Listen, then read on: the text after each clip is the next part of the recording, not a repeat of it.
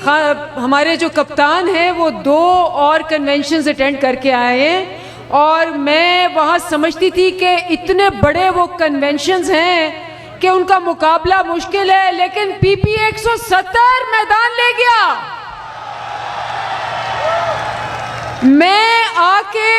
मैंने कहा मुझे तो लगता है कि मैं 170 में नहीं, मैं तो मीनारे पाकिस्तान में खड़ी हूं। तो जबरदस्त तालियां। मैंने पैगाम भी भिजवाया है। मैंने कहा जी सर जरा तैयार रहें, ये आपने वहां ट्रेलर देखे थे, असल फिल्म यहां चल रही है।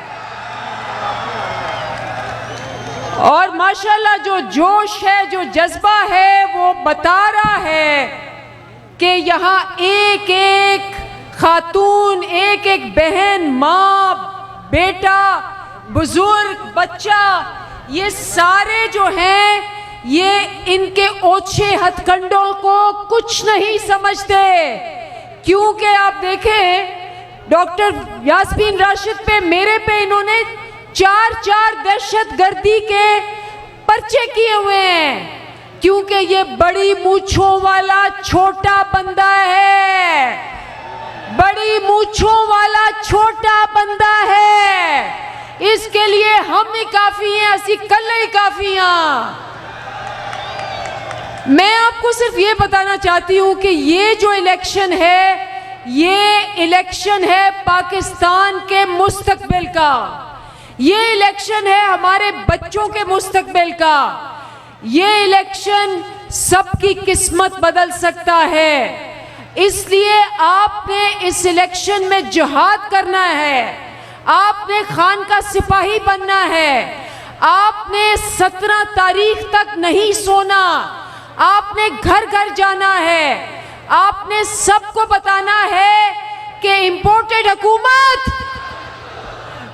चोर लुटेरे, दहशतगर्द, लोटे, और हमने उनको बताना है कि देखिए ये जो अमेरिका की पुरानी आदत है और साजिश है कि ये उन मुल्कों में जाते हैं जहां उनके हुक्मरान बिक जाते हैं, करप्ट हैं। अफगानिस्तान में आप देखें अशरफ गनी इन्होंने रखा।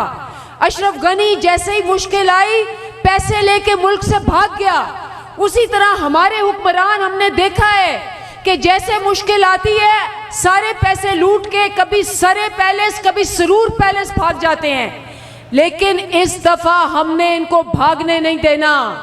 हमने इनको इस मुल्क को लूट के, इस मुल्क को दगा दे के मीर जाफर, मीर सादिक बन के हमने इनको भागने नहीं देना।